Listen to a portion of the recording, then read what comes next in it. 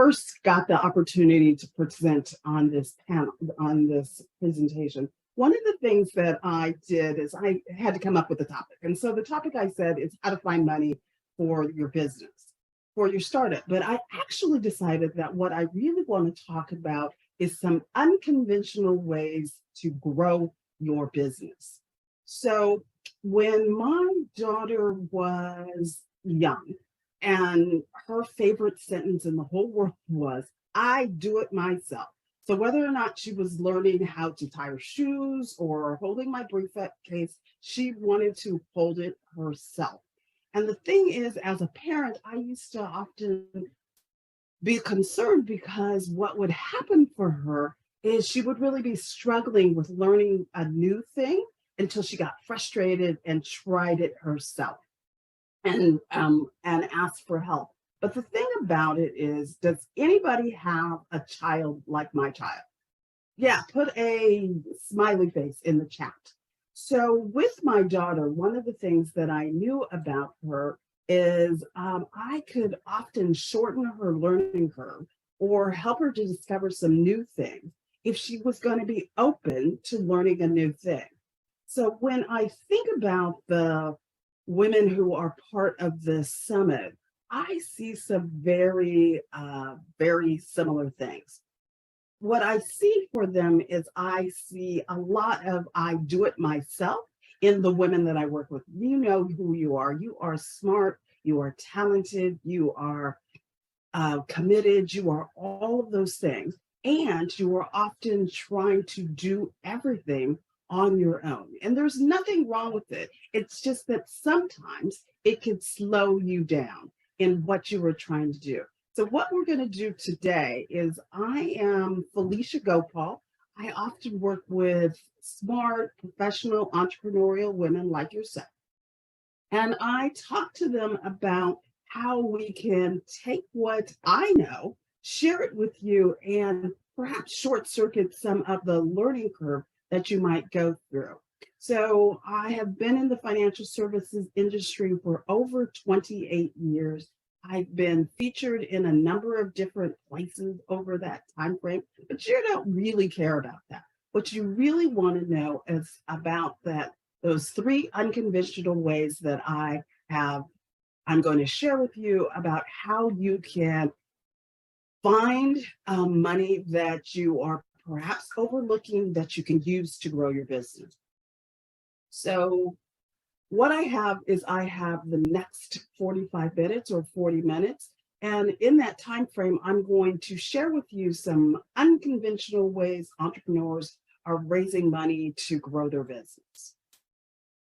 So why me? So I have personally learned made all of the mistakes that I have seen other entrepreneurs make.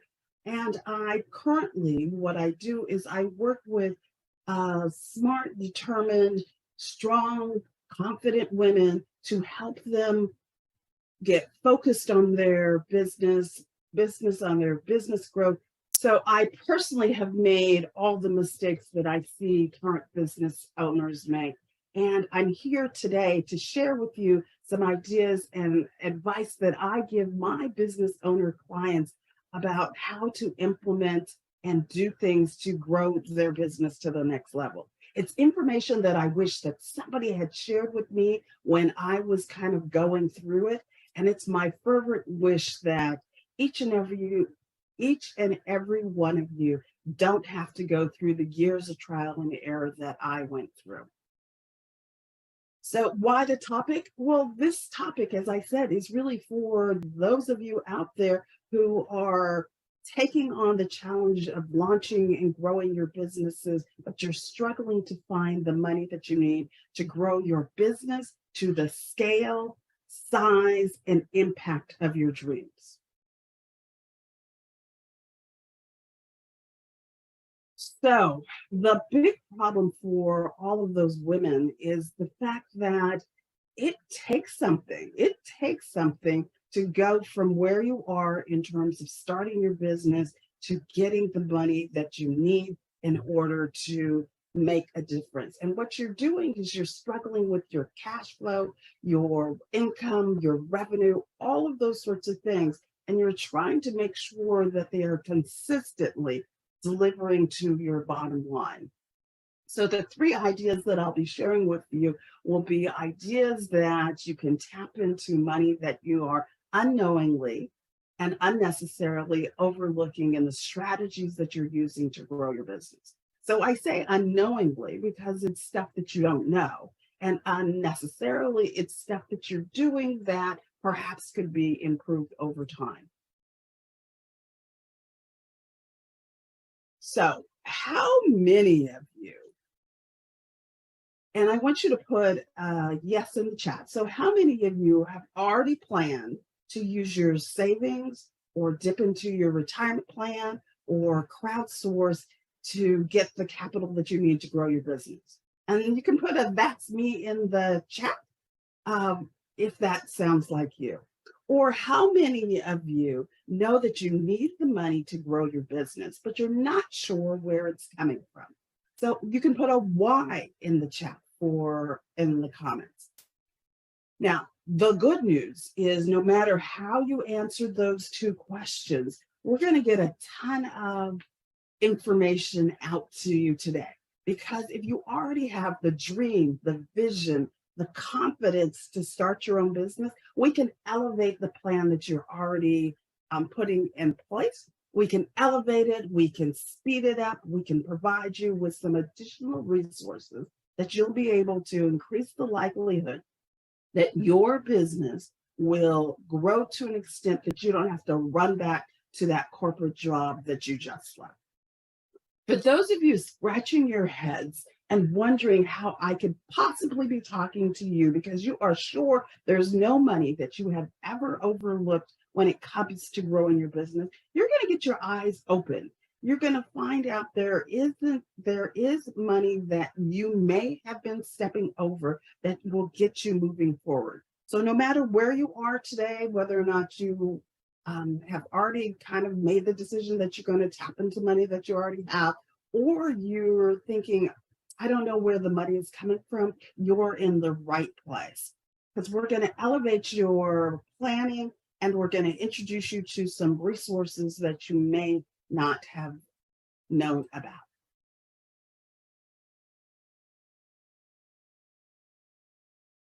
So the thing about small business owners is every single year, about 64,000 women go out to start their own business.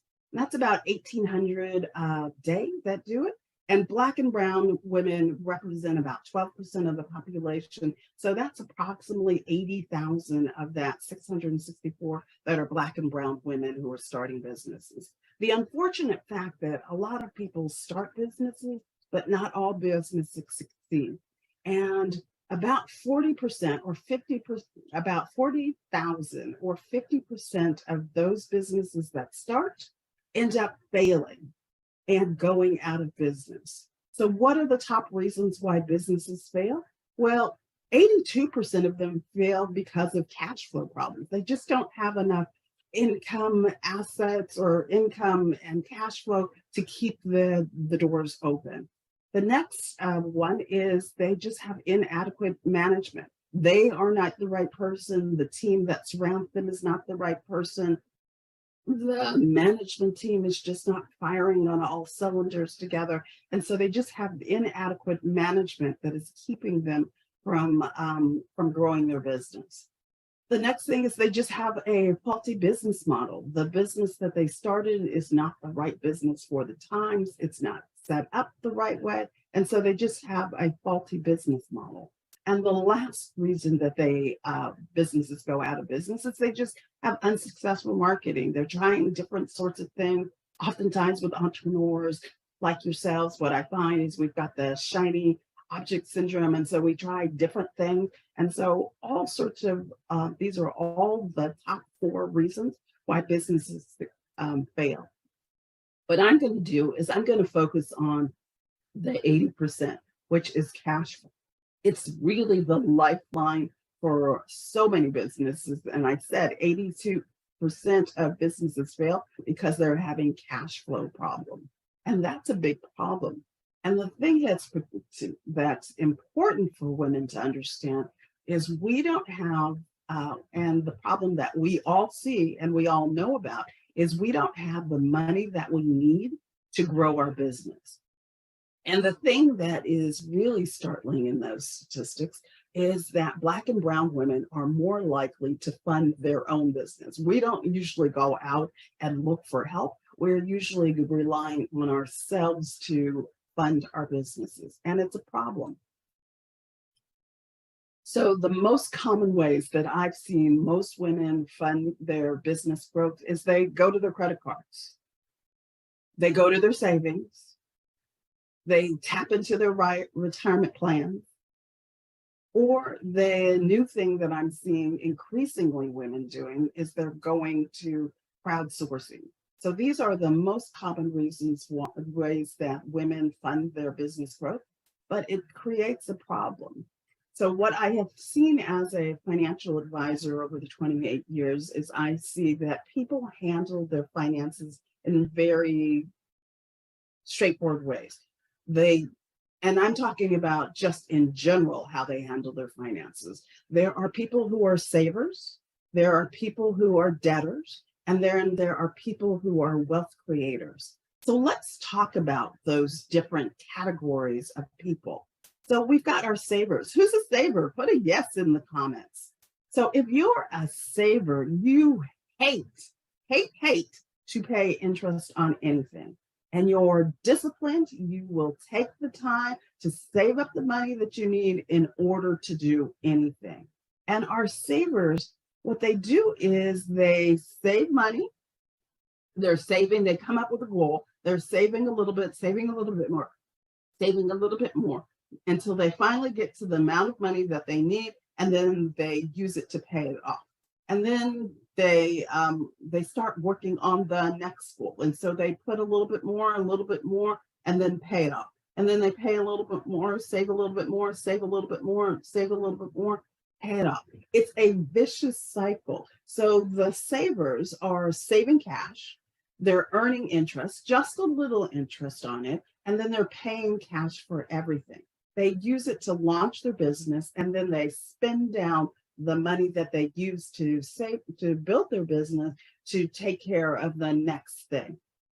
And the problem for our savers is if the business takes longer than you were hoping it would to grow, then you've basically spent down your assets over time. It's a vicious circle that we're going in, and you have to and you end up borrowing from yourself in order to fund your business growth. It reduces your cash position and leaves you vulnerable for all of the things that can happen when you're growing a business. You're ending up making payments to yourself, and you're never receiving the long-term growth of your money.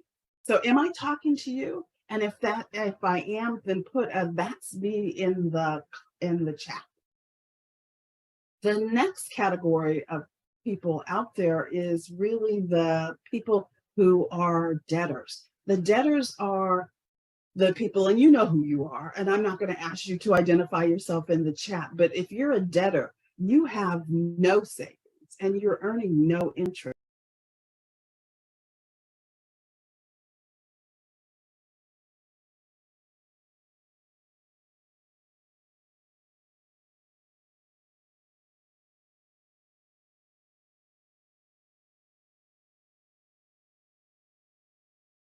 When I first got the opportunity,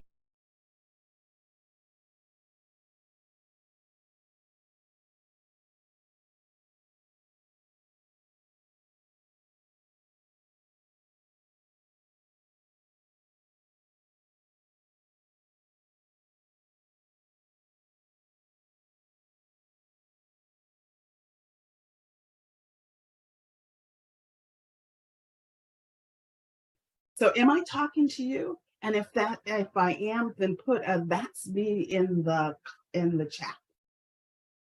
The next category of people out there is really the people who are debtors. The debtors are the people, and you know who you are, and I'm not going to ask you to identify yourself in the chat, but if you're a debtor, you have no savings and you're earning no interest. You're basically paying all of your, using your future earnings to pay for your current debt. So you're going further and further into debt. And so your debtors have a very similar circumstance in that they're charging up a little, charging up a little, charging up a little, and then they get to the point where they can't charge anymore and or they pay it off, and then they do it again. So what it does is it impacts and puts a strain on your cash flow, especially while you're growing your business, and that could really be problematic for you.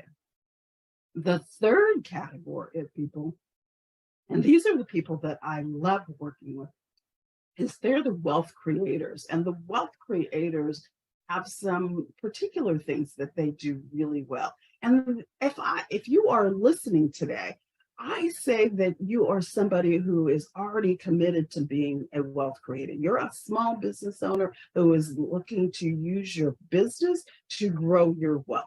So you created businesses that are looking to serve a need in the communities that you've identified and leave a legacy to yourself as well as to your family in the future. You tend to put money back into your business, allowing your other money to grow. So what do I mean by that? I just mean that what you're doing is you're putting your money back into, and any other investments that you have on the side, you're just letting them grow so that it's creating and building more wealth for you. You think of your business as a long-term asset, and you want to have all of your long-term assets working and growing for you. But the most important thing for the wealth creators is the wealth creators are really good at retaining the liquidity, use, and control of their money. And that's the big difference between the big for the wealth creators. They're really good at that.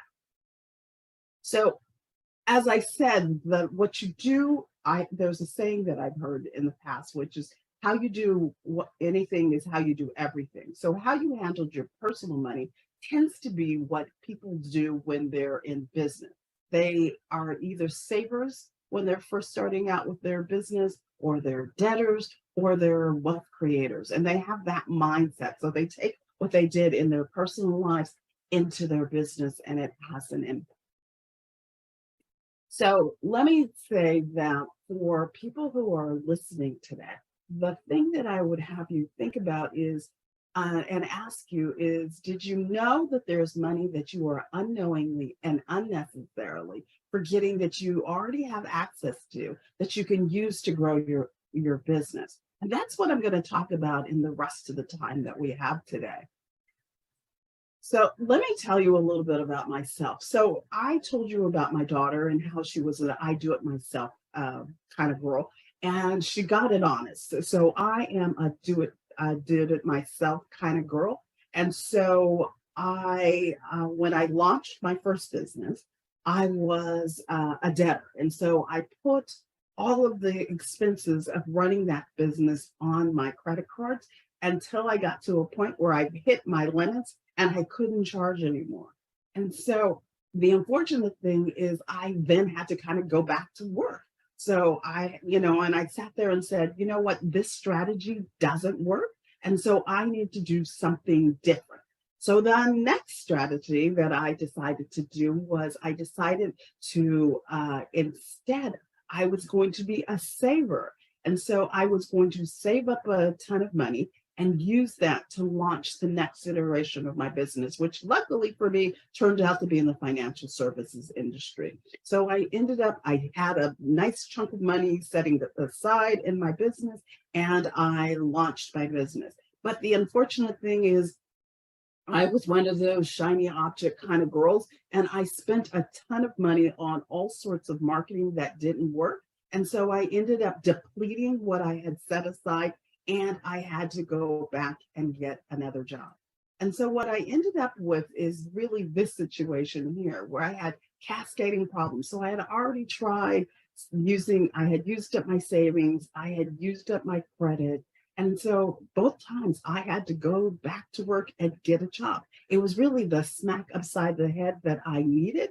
And what I went through as I was experiencing that is I found that it was deflating to my ego to have gone through that. I found that it was deflating to my sense of self, and it made me feel like a failure. Does that resonate with anybody in the audience? And put a Y in the chat box if that resonates with you. So what I decided to do is I looked at what I had been doing in my personal financial planning practice, and I realized that I had a concept that I really wasn't applying to my own life at the time. And the concept was opportunity cost. Opportunity cost is anytime you give up a dollar that you could have otherwise kept. Not only did you lose the dollar, but you lost the interest on the dollar.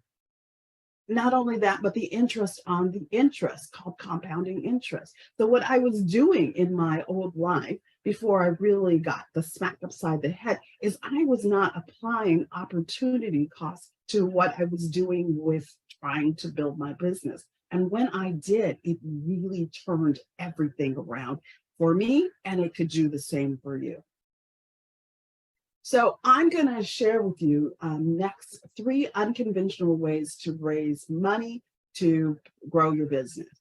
So I want to first start with a little caveat. So I'm a financial advisor. We always have caveats. So I'm going to tell you that this is not, I'm going to tell you about a woman by the name of Fatima, and Fatima is not real. So let me just say that Fatima is not real. What she is kind of a combination of a number of different clients that I've had in the past, and I'm just using her as a way to illustrate the point. So the thing that I want to start with is don't do this alone. All the ideas that I'm going to share with you next are not things that you should do on your own. You should really be working with somebody like myself who understands the rules and won't get you into trouble. So let's talk about Fatima.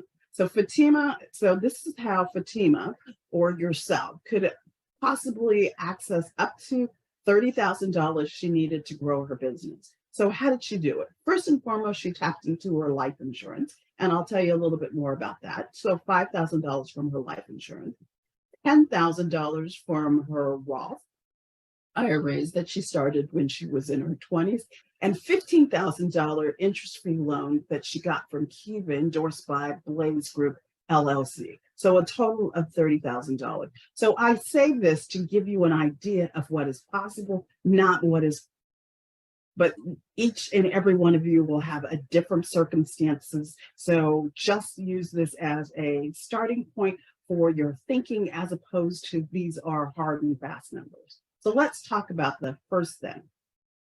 So the first thing is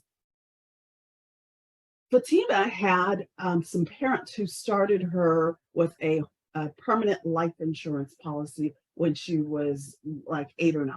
And so they paid into the life insurance policy. And then when she was in her 30s or late 20s, early 30s, they turned it over to her. She continued to put money into it. And now she's in her 40s and she's thinking about launching her business. And she's looking for, how can I get money to grow my business? She remembered that she's got this cash value life insurance. She remembers her parents said, hey, you might be able to take some money out of it, and that would be really important. So what is cash value life insurance? Well, it's a permanent policy, so very different from a term policy, which has no cash value. Permanent policies will build cash value that you can tap into. So the cash value is the value or the part of the policy that earns interest that you can withdraw or take a loan from. And in this case, Fatima was able to get $5,000 from her policy. Why do you need it? Well, what it really is this is the classic example of other people's money. She can get $5,000 from her policy collateralized against what the insurance company will give her from her policy. And so she's able to let the money in her policy continue to grow, but she's using the insurance company's money in order to fund the business growth. The challenge and the reason why those of you who have cash value life insurance aren't tapping into it is one, it might be just improperly structured. So there is a right way and a wrong way to structure your cash value policy. There's a lot of agents out there who will sell you a cash value life insurance, but they don't know how to structure it properly so that it benefits you in the future. So that's the first thing. The other thing is it's improperly funded. And what do I mean by that? So if it's improperly funded, that means that when people buy insurance, they often will get the most insurance that they get for the least amount of cost that they can put into it. Now, the problem with that is, and what and that actually has most people going with the term insurance to begin with. But if they had invested in a permanent policy, they find that they are trying to put in as little as possible. Well, that won't work for you. If you don't put a lot, if you don't put more money into it, then it will not be properly funded and you won't have the resources built up into your cash value policy to give you what it is that you need. Or they have, the last thing is just improper intentions. So what I mean by improper intentions is the agent who offered you the insurance was taking care of themselves, but they weren't necessarily taking care of you. They weren't looking at how can we structure this in such a way so that you will get a benefit for yourself in the future. And that's one of the things that the thing about insurance. So for if you have a cash value policy, and you might have a variable life, you may have a universal life, you may have an index universal life, there's lots of different, you may have a whole life.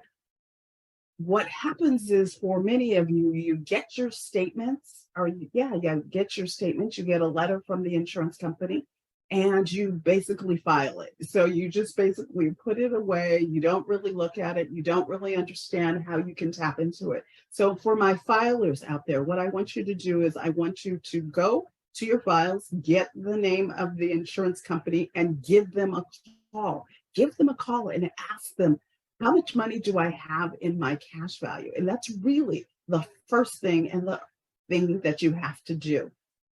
So what else do you need to learn about being able to tap into it? Well, first and foremost, you need to know how much cash value you have, how can you access it, whether or not it makes sense to borrow or withdraw the money from your policy, what interest rate you might be paying on the money that you were borrowing from your policy. Those are all the additional things you need to know before you might move forward with this particular idea. So let me tell you about a client of mine who in the past had a cash value policy. It's somebody who was in her 20s. It was actually a set of twins who were in their 20s. They met a person like myself who helped them properly structure a life insurance policy for themselves that built up on the sizable amount of cash value. And they were able to, because they were real estate investors, they were able to use the cash value in their policy to buy not one, not two, but three different properties, or use it for the down payments for three properties that they built. So if you are somebody who is got a cash value life insurance, what I want you to do is go, not right now. So what I want you to do is go and pull that statement out, call the insurance company, and that's the way that you can potentially do this. And again, remember I said, do not try these alone because we don't want to have you do anything that's going to mess up the planning for you. The second source of money to grow your business that I would encourage people to use, and go back to our friend Fatima. So she was able to get $10,000 from this particular resource. So the second source of money to grow her business that she could tap into is the money that she had put in a Roth. So she had met a financial advisor like myself in her 20s. So she put in $2,000 into a Roth for 5 years. So $10,000 altogether into her Roth. And the good news is now she's in her 40s and she can take that $10,000 back out. So what is a Roth? A Roth is an individual retirement account that you contribute to without after tax dollars. It grows tax deferred over time. You're not paying any interest on the money as it's growing, and you can take it out tax free. It's a beautiful thing for people who invested in Roths. And what I know about the people who are listening today is some of you put in more than just that $2,000. And the thing that's really great about a Roth is you can tap into it for yourself to the extent that you have contributed to. So if you contributed more than $10,000, if you ended up doing the max over time. I have a daughter who is just getting started as an investor. She's putting in the max every single year. So she's 2 years into her 2 years into working. So she's put $12,000 into it. So she's got $12,000 in 2 years. So again, if you're somebody who has implemented and put in place a Roth for yourself, remember you can take out your contribution. So why you need a Roth is it really does two different things for you. First and foremost, it gives you some money that you can tap into for your business growth, which is an immediate need. And then the second thing is it's also still a retirement vehicle. To the extent that there is growth in it, that money continues to grow long term for you, and you can still use it. So you can use it for both the short term needs of your business. You can use it for the long term, your own retirement, and it's a beautiful thing. There's two reasons why I find people don't tap into the Roth. Is first and foremost, they think that they forgot that the same rules that they're thinking about in terms of their 401ks or IRAs apply to Roths. Roths are a very different vehicle. They don't have that. They don't have the same, you don't have, since you've already paid your taxes on the money as it went in, you are not paying taxes on the contribution that you are taking out or the money that you take out in the future. That's a beautiful thing. In addition to that, at 59 and a half, if you were to take out your initial contribution, you're not subject to that 59 and a half rule that you've got in the back of your mind saying, that's why I can't take my money out of my Roth. So you don't have those restrictions and you can do it. The other thing that I find that keeps women from tapping into their Roth is they didn't realize they can use it for their business. They're actually thinking that this is a retirement asset. I have to use it for retirement. And while it's designed for retirement, if you have something happening in your life, like you're trying to fund the next stage of your business growth, you can tap into the contribution and use it for your business, which again is a beautiful thing. So it allows you to keep the other assets that you have growing for you, and you can tap into this as a resource instead.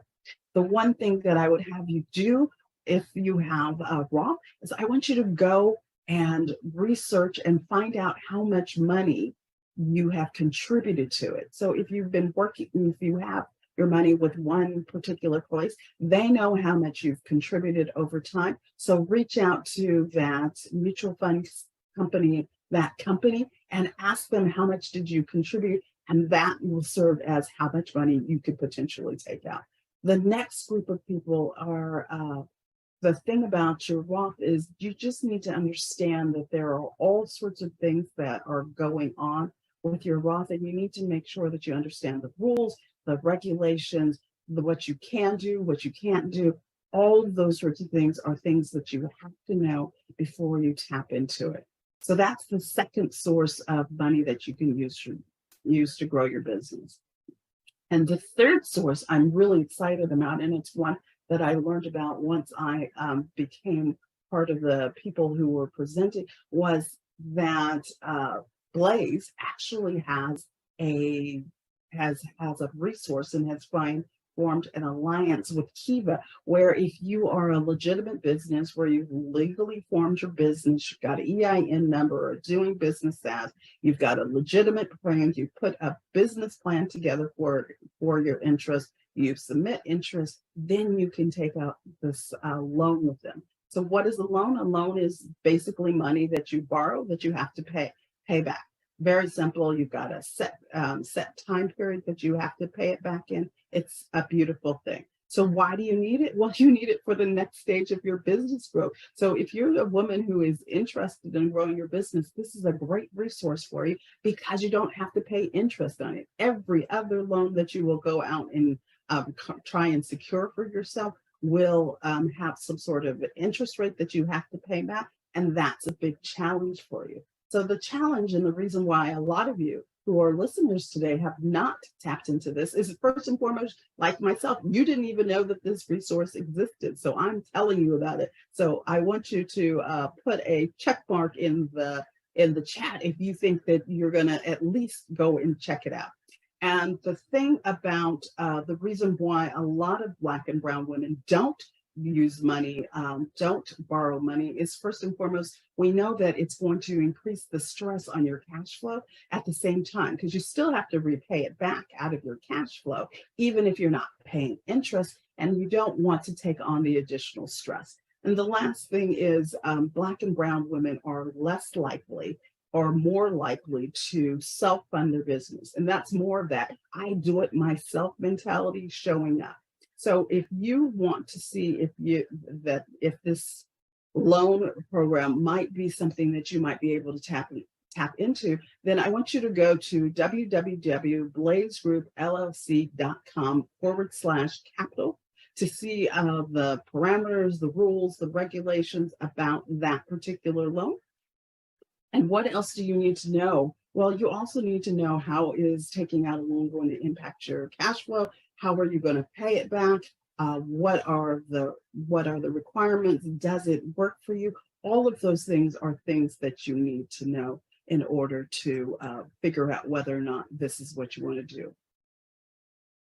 So I have a lot to say in a limited amount of time. So what I want to do next is just kind of summarize the three things. So I started with two resources that you can tap into. And I used Fatima, who is a fictional person, who is a combination of clients that I have come across in the past. And she was able to get $5,000 from her permanent life insurance policy. So you've got to ask yourself, do I have a permanent life insurance policy? How much could I potentially tap into?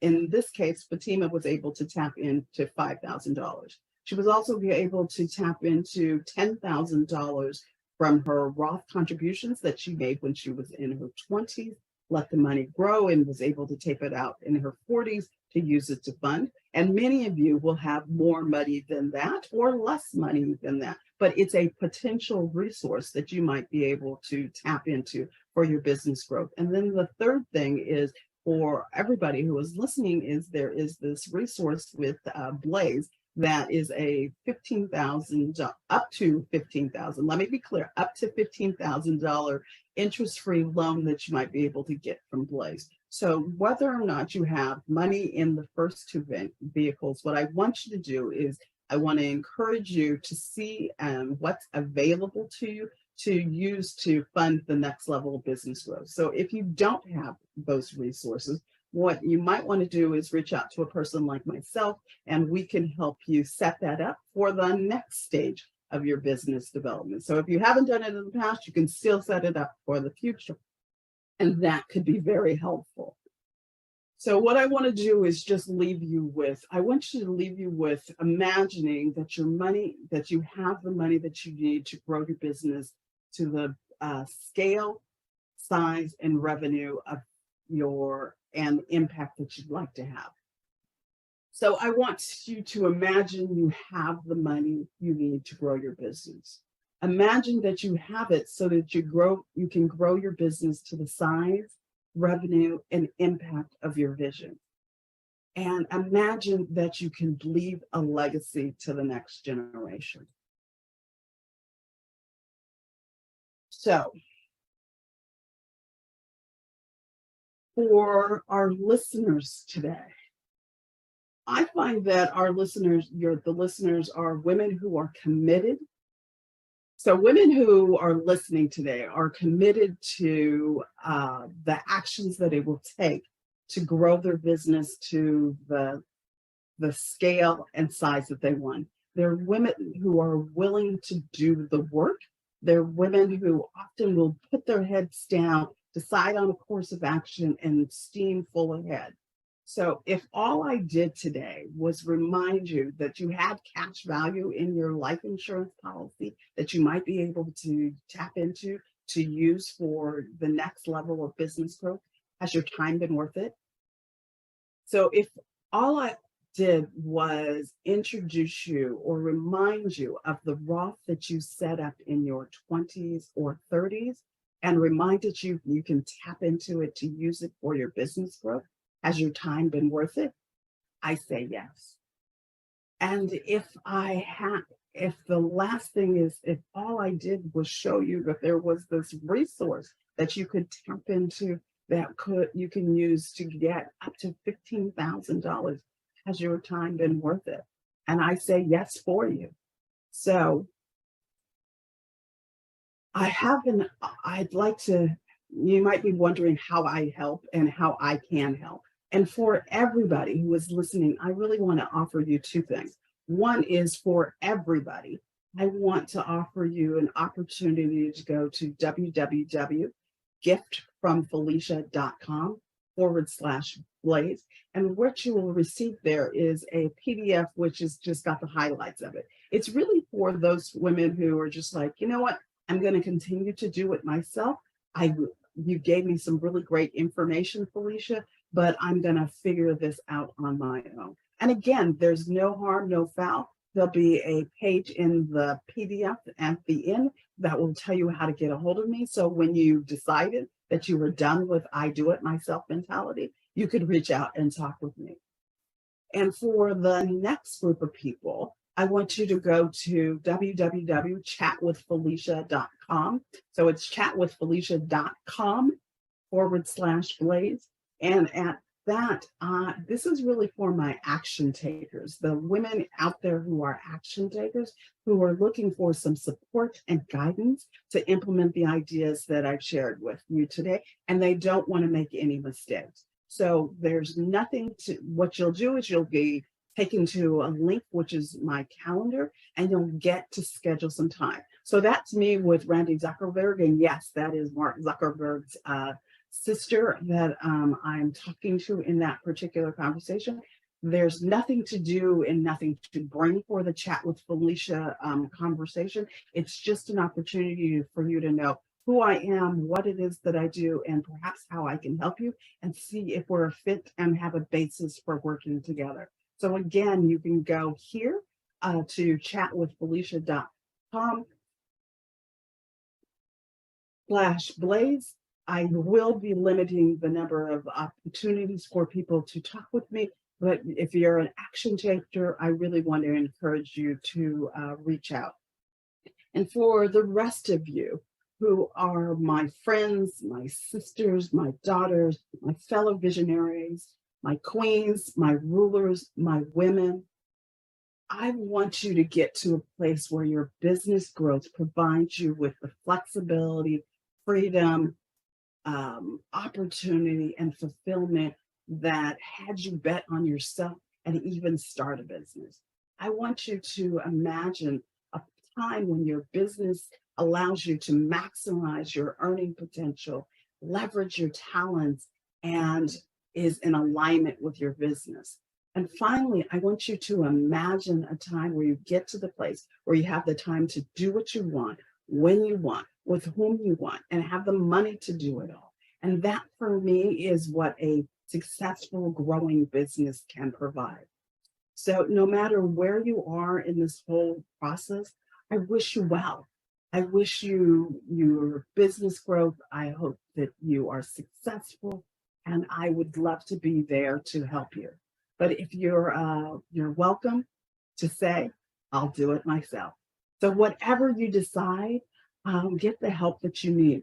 A good mentor can take you from where you are to where you want to be, and I invite you to do that. So thank you. I'm really going to be opening it up and being available to answer your questions about what I had to say today. So thanks a lot. I appreciate your time. Looking forward to chatting with you next.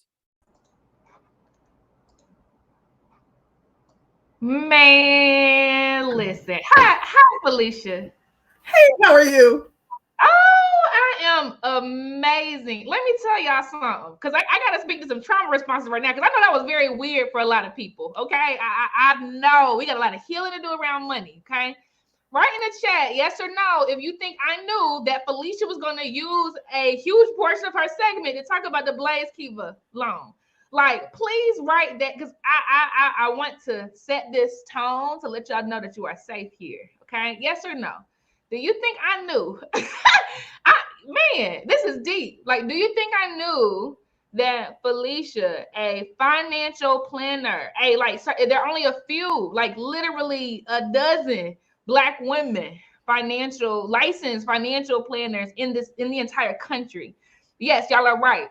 No, had no idea, and that should let you know the genuineness of what Felicia is pouring out. We're gonna get to y'all questions because we got a lot of them. Question number 2, this is my last question, because I got to speak to the trauma responses, because I get it, right? There's a high risk question around, like, people treat us differently, right? As Black businesses, and the hurt feels different, right? And it's because we got to heal some relationships with certain things, such as money, right? Such as business, right? And so I want to make sure y'all know how safe you are. Now, next question, last question, I promise. Please write the number of the percentage that you believe that Blaze gets from bridging y'all to interest-free loans up to $15,000. Please write the percentage, right? Whatever number you think it is. I see some zeros. I see some yes, 0%. 0%. I'm gonna say that one more time. I got to speak to the trauma response, because I get it.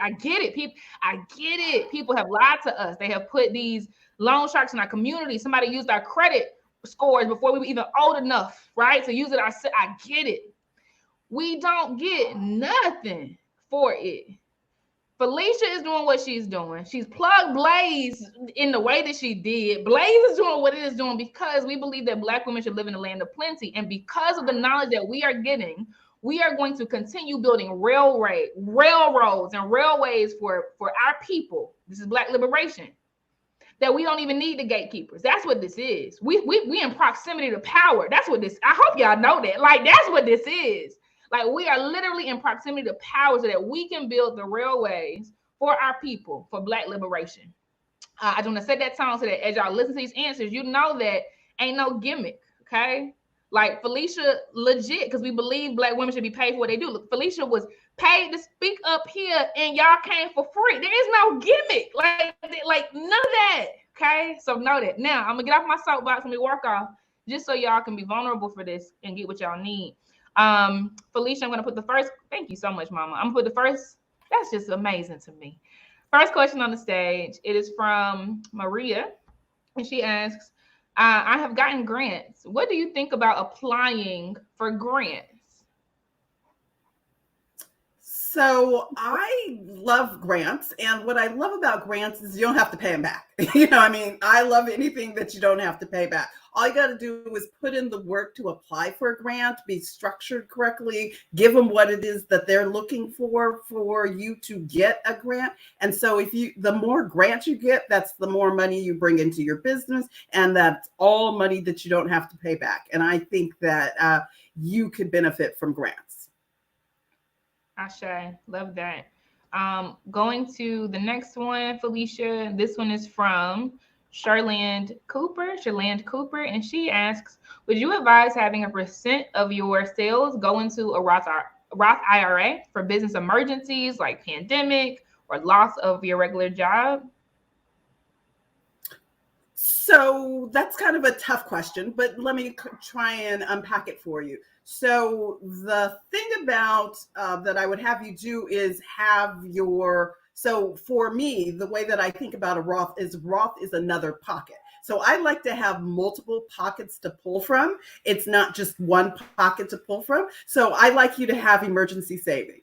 And to the extent after you have your emergency savings, then I also want you to have a Roth. It's not an either or situation, but if you can, if you have the resources to have both, then I'm going to want you to have both so that you have lots of pockets to pull from. So maybe you go to the emergency savings first, And then after you've solved that, or the next round, you might go to the Roth. But again, Roth is ideally is for your long-term investments, your retirement plan. So if you have an emergency fund that you can go to first, then I would ask that you set that up and have that in place first.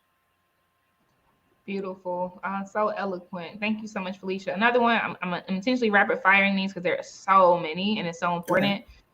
Dana's question is next, and she says, a friend of mine is looking for term insurance, but because she has diabetes, companies won't insure her. Do you have any suggestions for a company I can refer her to? Thanks. So, without knowing any more about her circumstances, the answer is maybe. That's the answer. So, there are different insurance companies that will look at different health situations differently. And so, what you would need to do is talk to a person like myself. We could shop her around to find a company that would accept her with diabetes, but it has to be controlled. There's going to have to be some parameters kind of built around that. But just know, when you have health issues, it can be challenging to get life insurance, but it doesn't mean you can't get life insurance. It could just mean that it will take some time. So when you're hearing the ads on the TV or on the radio, those companies are looking for somebody who's got clean bills of health. And so you might have to work with a professional like myself who would shop you to the best company that would be more likely to accept you. And you may have to understand that you may have to pay a little bit more because you've got some health issues. Thank you, Felicia. I'm going to do one more in the Q&A box, and then I'm going to go to you, Ahira. I see you with your hand raised. China, I see you with your hand raised too. So I was about to go to your question. I'm going to say your question. I'm going to bring you on the stage at the same time, China. Okay. So this one says, when can funds be withdrawn from a Roth IRA? Certain time of year, certain amount, etc. And I'll bring her up as well.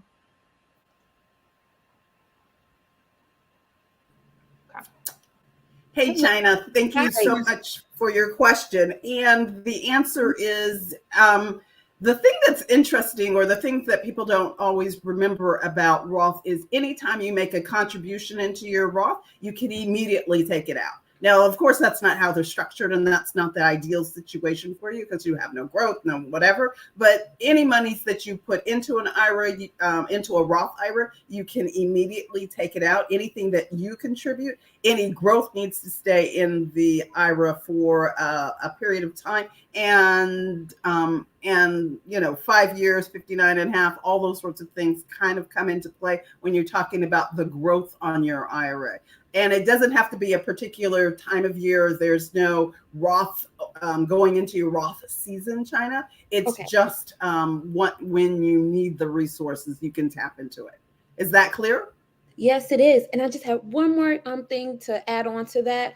And this is about the 401k. So I had a teacher fund when I lived in Georgia, and we had funds to go into an account, but I moved to a different state. So what happens with that 401k if I'm no longer, working with that employer and don't want to open up another 401k with a new employer and just, do it based off of a business only?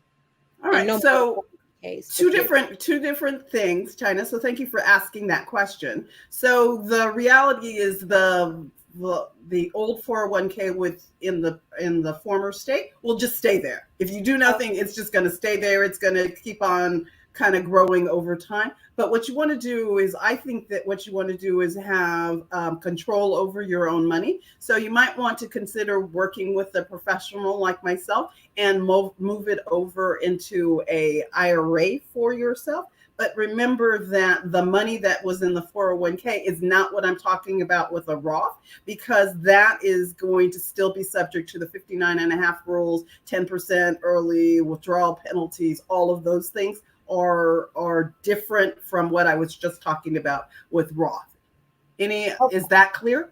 Yes, it is clear. I know they were different questions, but they you definitely answered both. So thank you so much. All right, not a problem. Who's next, Miss Casey? All right, so I'm bringing Ahira onto the stage, and this is okay. Ahira's gonna be the last one, and we're gonna run over a couple seconds. I'm sorry, booth vendors, we coming. But there's just one last question in the Q&A. I'll spin your way too. So Ahira, the mic is yours. Hi, love the segment. Perfect. Thank you so much. Really, Not at I all. just wanted to just get your website, the different websites that you had mentioned about chatting with you, because when I tried to plug them in, they weren't operational. They weren't open and available. So I just wanted to know if you could repeat what the websites was to set up in a chat session with you. Okay, so the chat with me is Chat with Felicia, ChatWithFelicia.com/Blaze. Okay. And I just Okay. checked it on my end too, Ahira, and it works. Oh, it does. Okay. Mm-hmm. And what was the other one, Miss So Felicia? the other one, if you want to download the free report, that is Gift from Felicia. GIFTFROMFELICIA.com/Blaze, BLAZE. Thank you. That was All it. right. Thank you. And everyone, the link that Felicia mentioned, it's in the app. It was already on the app when you woke up this morning. I promise you, we got you. Okay. And as mentioned earlier, we're going to do a forward-facing a link that's blazevirtualsummit.com/freebie so that y'all can get on the outside too. But just know we're really, and this is a change in behavior. But what we're trying to do is make sure that you have close proximity, that it's at your fingertips, not you having to remember, like you deserve to live in the land of plenty where 365, like Instagram built, right? Like Microsoft builds, like white men build every day, right? You deserve access at your fingertips. So try to get that into your psyche as well. That is not this sense of scarcity. Like it's just there for you. Like it's just there. Get comfortable with that. Last question is coming from Amber Hurt. And she asks, do you have any advice on approaching investors for funding? So I think that would probably be a better Casey question, but the short answer that I would give to you about this is what you want to do when you're approaching anybody, whether it's your family members or somebody outside of your family, is you just want to make sure that your business is tight. They need to know what your numbers are. They need to know that you understand what your numbers are. They need to know that how you are going to build up the revenue of your business, how you are going to pay them back if they're loaning you money. They need to know all of those sorts of things. So I believe Casey has a program within her business that you can refer to that will get you set up and prepared so that you can be in the best position for investors. Yeah. Casey, is there anything you would add? Brilliant answer, Felicia. That's exactly right. Like the investors want to see that one, like you actually know what you're doing, that you know business management. And this is, I'm gonna say it again, because like we need to hear it enough. Like the CEO can't be the hardest working employee in their business, because the investor will know you don't even have time to be strategic. Like you don't even have time to run projections about what's happening in 5 years so they can see if you can give them a return in 5 years. Like you don't even have time to do PR and get the like public press right around the globe that you need if you in here like clicking the buttons, right? So yeah, your management strategy has to be tight. Preferably they want to see a team. For the same reason I just mentioned, like if it's just you, like they're not going to be impressed, especially that management team. Who is managing the people who are executing? But then on top of that, cash flow generation, which Felicia talked about a lot, right? So I'll say, right, because this is important. Business models are important. Okay, so I mentioned a couple of things that are true. Yes, this summit is free for y'all. Y'all know I'm not lying, right? Yes, we believe that Black women should get paid for their work, and so we actually lead by example in that, right? Yes, we do not get any margin on the loans that y'all get. So the question should be in your mind: how in the hell are y'all doing that? Because if you're running a business, not a hobby, you should be making money, right? And the answer is, and this is what investors care about too, right? Cash flow generation. You actually need to figure out how you do it. Now, I'll tell you this for free, right? I'll give you Blaze's strategy today, right? Blaze has always, since inception, been building something that can absorb millions of women. So our strategy was never, ever, ever to use these scarcity tactics and find the highest price, things. And like Like, no, it's not enough. It's not enough millionaires out there for us to serve millions of women, right? And so we actually have been strategically looking for volume, right? 7,000 today is 8,000. 8,000 women have come onto our platform because that was always the metric we wanted to show investors. Not necessarily that we can take all of their money out of their pockets. And so what have we done? We've done consulting to generate the revenue, cash flow generation. Last year, not lying, the team can tell you, last year we generated $212,000 in revenue. Last year, right? We could have gotten that from a bank. We could, we just chose to do it in consulting. So we are helping some of the most sophisticated companies in the world do what they do better, right? And that has allowed us to be very patient with you all, because I will tell you for free, right, that typically the 8,000, y'all don't know all the things that these people who can pay me millions of dollars know. So I'm gonna get that coin from them. This is literally what we did. I'm gonna get that coin from them while I am very patient. And that's why y'all saw, those of you who were there this morning, where we said we have learned from you for the last 2.5 years, and now we put it all in the app. That's true.